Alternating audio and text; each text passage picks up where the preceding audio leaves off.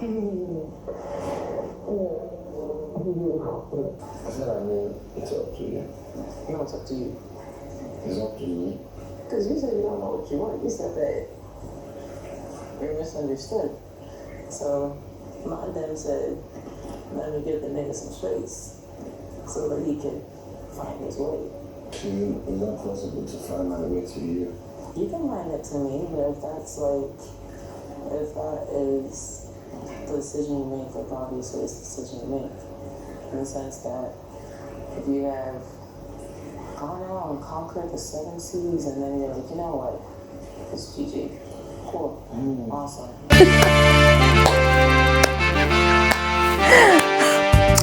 See, yeah, let me tell you all this. Let me tell you this for free, yeah?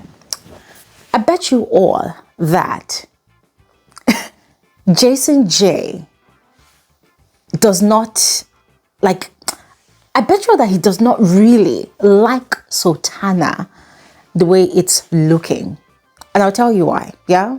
Because I was watching these two last night. The whole mushy talk about their relationships. The talk about their situation in the house. And then when they were about to go to bed, both of them going upstairs to the dressing area, and they were locked up in a hug, and Sultana refused to let go. And Jason J kept on holding on, and he was rubbing her back, rubbing her waist, you know. Sometimes you would see that he was trying to remove her, but she was still holding on. Sometimes she would come off, and then she would still hold on again. I watched that whole scene play out, and I just laughed. I told myself, nah. Those who know from day one, they know. Nah. And I say this because every time I see Jason J throw himself neck deep into whatever he's doing with Sultana, it's always like a rebound type of situation. Like maybe Dede rejects him, or when I say rejects, not in terms of he is trying to be Dede's boyfriend, no, but we all know that they both have this understanding. They have this friendship where they make each other happy, right? They just have happy conversations, no deep conversations, no conversations about feelings and emotions, just happy conversations to make their life easy in Big Brother's house, right? That's the agreement they have. But then when these little side talks, you know, comes up here and there, and then Dede hearing that Jason J had kissed Sultana, the same person that had peed in her box in her clothes, she got really upset. And so they quarreled a bit, right? And she told him, don't talk to me anymore. So where would he go? Tell me, where would he go? If not Sultana. And Sultana is always available. She's always waiting. Always waiting. You know? So for him, having Sultana on the side, it's just like having that side chick that whenever your wife gets angry with you, you know, both of you quarrel and she's angry and she tells you, get out of my side. You're not like, well, after all, I have side chick. You're not gonna knock on your side chick's door, and she open the door for you, and you spend the night there. Sometimes you probably even spend the weekend there, and you chill, hoping that the one that you love will soon allow you back into the house, right? So I was just looking at their situation last night, and I was just like, okay. I mean, we all know that the moment Dede grants him access again to her space, he's gonna jump. It's like when Dede says jump, he jumps. And here's the sweetest part of his relationship with Dede. Every time they get back together, they always tell each other, I actually missed you. Oh yes, I missed you. That's the bond that they have as friends. Yeah? So, that is what I wanted to tell you all. I don't know what you all think about that, but I would love to hear your thoughts in the comment section below. Do you agree with me? Or do you think that whatever is going on between Jason J and Sultana is actually real? What do you think? Let me know in the comment section below. Now, the next ship, slow burn ship, that was moving funny in Big Brother's house last night was between Victoria and Gigi Jasmine. Ladies and gentlemen, see ya, I'm not going to lie. I feel like at this point, Gigi Jasmine needs to look for a new hobby, you know, something to occupy her time, because every single day in people's house, it's big victory. She's always talking about victory, always talking about victory, always talking about how Sultana is entertaining advances from victory. But the same Sultana is still her closest friend in the house, her closest female friend in the house. So every time you see both of them together, it's like she is keeping a close mark, a close watch on Sultana, because Sultana has explained herself to her that, listen, I'm not there. Oh, I'm not there. I am with Jason J, so I am not there. So she has heard, but it seems like she still does not trust Sultana 100%. So she's still sort of keeping an eye on Sultana. Now, yesterday, Victory had told her that she wanted them to have a conversation. And oh my goodness, the way Gigi was so excited. As a matter of fact, she presented herself to be his therapist for a few moments, right? And the guy went to her and said, oh, he wasn't feeling okay, he wasn't happy. And if you see the way she was so excited, like, to talk to him, to get into his mind, it was as if she had been waiting for that moment all her life. And the guy went to her and he was like, he doesn't just know what the issue is. He doesn't know. Like, he doesn't know. But just went to meet her like, oh, mommy, I'm sad, mommy. And she was like, oh, my baby, come to me. And she was so mother-like in that whole situation, almost smothering the whole thing. And, you know, really, the guy did not really have anything that was really bothering him. But it just seemed like he wanted her attention. And she was quite willing to give that attention for free. Now, that was when he had said, oh, they should talk much later, and she had agreed. So she had moved around telling her friends that he said we should talk later. And go this one. He wants us to talk later. God, Gigi's voice. Sometimes I like it, sometimes it's just really annoying. But anyways, the talk later finally happened. And the first thing I asked myself was, but Gigi, why? You are the one that goes around telling all and sundry that this guy does not respect you, that this guy does not rate you, that this guy treats you badly, that this guy disrespects you, he has disgraced you, You keep on going on and on. And whenever the whole house is against him, whenever people are insulting him, you are at the forefront of that insult. Because why? You are still scorned by the way your relationship ended and by the way he quickly moved on. And also the fact that the other people that you are interested in, they're not interested in you. So it's like you're so desperate to jump on the ship again. So why are you giving him this much attention? Because in their conversation, it seemed like the guy wanted both of them to come back together. He even went as far as asking her, oh, do you love me? Oh, sorry, do you like me? And it's like she was enjoying the conversation. I'm like, except she enjoys the content, except she enjoys the fact that whenever they are talking, the cameras are on them, fine. But otherwise, I don't know. It's like the same thing she keeps complaining about that is draining her energy.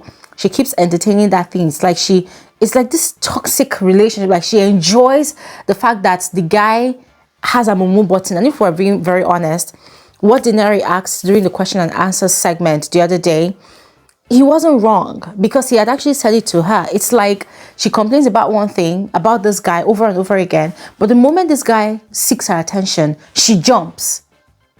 In other words, he has a control button. Anyways, moving on to KOLA and DEDE. Ladies and gentlemen, see ya. There comes a point where you overdo something and it becomes very irritating. And quite frankly, that was the point KOLA got to last night with DEDE. So DEDE has finally opened up her space again to KOLA to come, right? To come have conversations with her. So yesterday in that downfall bus, she was there, he went there to join her there. And he was asking her like, doing the question and answer thingy, if they had asked you this question, would you have answered? Would you have answered? And she was saying no. So the point is, the guy is still pressurizing her into liking her or liking him. He wants DEDE to tell him outrightly that I like you.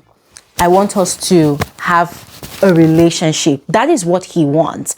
And it's like he's literally suffocating her to say, yes, I like you. Yes, I want to be with you. Yes, it is you I prefer more than all these guys. And those are the direct questions he's always asking her, and was asking her the same questions again yesterday.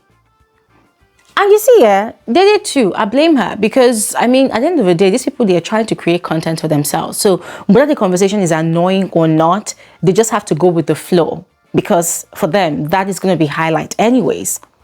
So they continue with that conversation for a while, and then later on at night, KOLA went to DEDE's bed. She wanted to sleep. So they were joking around, they were playing. Mide was on her bed as well. And he wanted her to stay awake and gist. He could see that she was very sleepy, like she was actually drowsy, like she was literally dozing off. She wanted to sleep so bad. So he was telling her, oh, wake up, let's gist. So she was making jokes like, oh, except you bring down your red suit, but now it's not going to work. So they were laughing about it.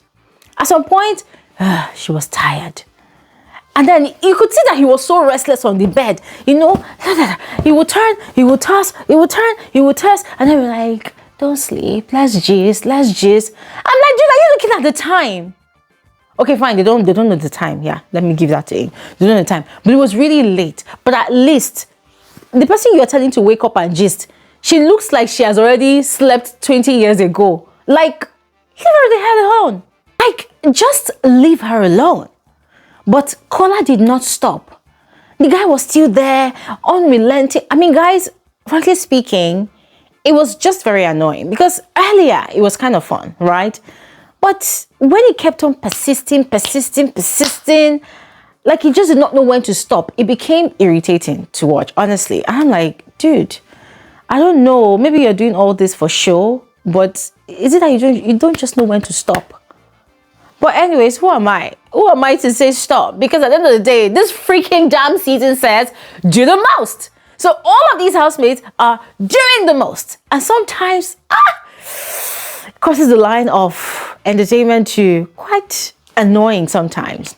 But anyways, let me know your thoughts about these two people's relation. What do you think about DEDE allowing KOLA access again into her space? For me, I just felt like, well, at the end of the day, they're all playing games. She is also playing the game, right? And if we're being honest with ourselves, right, there is no way her game, her storyline is going to be consistent without keeping KOLA close, without keeping Coin close, and without keeping JASONJAE close. Yes. So she has to continue playing that script. She's going to be firm and stern with all the guys, but she would have to know how to control, you know, how do I put it? She will have to know how to manage them. Yes. And that is why today you see that she will talk to this one, tomorrow she'll move to this one, next tomorrow there'll be a small quarrel. Either she creates the quarrel or the other person creates the quarrel, and it will cause them to drift apart, and then she'll quickly move on to the other one. She never allows herself to be alone for too long because she understands that that is not good for her game. She understands that the life of her game, the existence of her game, is solely dependent on moving on with these fishes, as she calls them. So I would love to hear your thoughts. Please go ahead and share in the comment section below. And then I think this is going to be the final one. Yeah, this is actually a friendship between Menson and Ivata. Yesterday, Ivata told Menson that they needed to cool off. Now, for those of you that have been really following those two people's story, they're actually very good friends, right? Or they used to be very good friends. They used to have each other's back in terms of when either of them is caught up in a fight, this other one is there to just watch over that person, so that person does not break any rules by getting physical. But of late, it seemed like they drifted apart. And Ivata was sort of complaining to Ortega sometime last week that Menson is too much, that sometimes he just doesn't know when to stop or when to just take a cue and understand that, okay, this play you're playing with me has become too much. So Ortega had told her, okay, why don't you have a conversation with him? She's not ready. She doesn't really want to, blah, blah, blah. So they had tried to have a conversation sometime last week. Apparently, she had said that Menson wanted both of them to have a sheep in the house. but then he has a girlfriend. So what is the point? She's not going to be someone's pawn in their game. That she would rather just remain friends like that. And according to her, that was what was upsetting Mensen. So they had a conversation over that, and I thought that they had resolved their differences. So only for yesterday afternoon, they were on that swing in the garden, and Ivata was telling Mensen that they needed to cool off, that she feels disrespected by the way he plays with her. She feels like he does not know how to, play with her in terms of he sexualizes her too much when they are playing, or when he's joking with her. Is either saying that, oh, look at that ass, oh, look at that body, look at that this, look at that. And for her, she just feels like he's overly sexualizing her, and she does not like it. She does not appreciate it. So they should cool off for now, like just give me space and that. And she told him all of that, and Mensen was quiet. He said, okay, I understand you, but remember, you used to jump on my body. She was like, I used to jump on your body, but the day you told me that don't I know that you have a girlfriend? That look at the way I'm jumping, I had to stop. So Mensen said, okay, fine, fair enough, okay, fine. So he kept quiet. She kept quiet as well. And then it seemed like his silence was really pissing her off, because she was expecting him to, fight, quarrel, and make noise as usual, typical of Mensen. But Mensen was quite chilled about it. He didn't say anything. And she got really offended. And before we knew it, she was like, you're not going to say anything. You're not going to say anything. You see, this is what I don't like. Every time you are angry, instead of it to say something, you'll be making faces. You'll be giving me attitude. Guys, I was shocked. I was dumbfounded. Because it just felt like the whole thing just switched from 0 to 100. Because I'm looking at Ivata and I'm thinking, I don't understand. It's not the same thing I'm watching on TV right now. Like, you just cut off your friendship with this guy, and he accepted without a fight, without arguing, nothing. He respected your choice, and he's sticking to it, and he's quiet, and he did not walk out of that situation angrily. He still sat down there waiting for you to dismiss him. He's trying to be a gentleman. So why are you upset that he's even quiet, that he's not even saying anything? What is wrong with us women? Why do we like it when men get really angry and aggressive? Why? Because guys, I was so confused. I was just looking at what the hell? What is it? And the guy too was just as dumbfounded as I was, because he was confused. He was like, I don't understand. I didn't say anything. She was like, you should have said something. You should have said something. You know what? I'm done. I'm not even angry. I'm done. And then she got up and then she stomped back into the house.